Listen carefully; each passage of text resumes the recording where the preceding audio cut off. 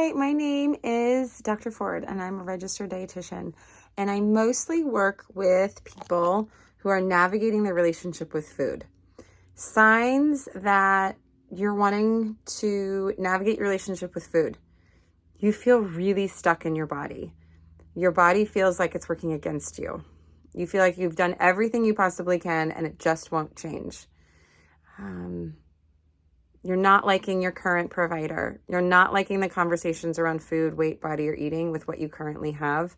I would love to be able to show you that you can have the ability to regulate your nervous system, and a regulated nervous system is restful and digestible, and it can really, really help at the root. It can help at the root to help some things correct themselves. It's so much more complicated, and there's layers and layers and layers to it because we are complicated individuals. And typically when you are aged 40 to 50 to 60, maybe even as young as 30, if you're navigating this, there's a lot of your chapters of your story that started pretty rough. And typically, if you've navigated any sort of diagnosis of neurodivergency, food's been a big part of your story. It's tough, and you haven't wanted to pay attention to it, or you've wanted to check out.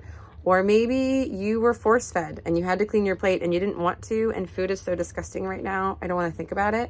But it's the one thing that I know, if you're watching this as a human, you can't get rid of. Food is something that you are forced to approach, whether you want to or not. And so it can live a part of your life just as something that you have to do. But what if food was enjoyable and you were able to enjoy it with pleasure again? What would shift for you in your life? What if it wasn't so painful? What if there wasn't consequences with it? What if you were able to go, this is good. I'm enjoying my 20-minute meal. Would that free up some energy for you to connect with other people or connect with yourself? So I work with people in such a way where there's frameworks to really look at the inner habits of thinking around their food, body, weight, and eating, and give them some freedom, for one, to love themselves, and two, to love the body that they're in. And there's different ways to go about it rather than just going in and working on the shame.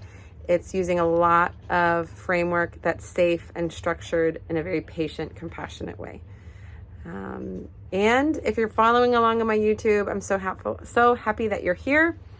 And I hope this is helpful. Regulating your nervous system is where I would start. Getting to feel your body, getting to feel your heart rate. What does it feel like to experience your body? What does it feel like to experience touch and taste and sound and sight and smell even? What is that like for you? Rather than just thinking health is some transactional thing to manipulate or calculate or measure, what is it actually like to experience your body in an emotional way? Because that matters. Your emotional experience and the feelings are part of the mind and the body connection. And what you're feeling affects what you're thinking, and vice versa. And you're having a subconscious conversation about your body, whether you know it or not. And if it's causing distress, you're going to want to escape or change. And those are signs that it would be helpful to at least have a conversation. I have a free assessment. You can find it on my website, and then we can just have a consult for free and see if my services are best for you. And if not, stick around and just keep watching the video. And I'm so happy that you're here. Thank you. Bye.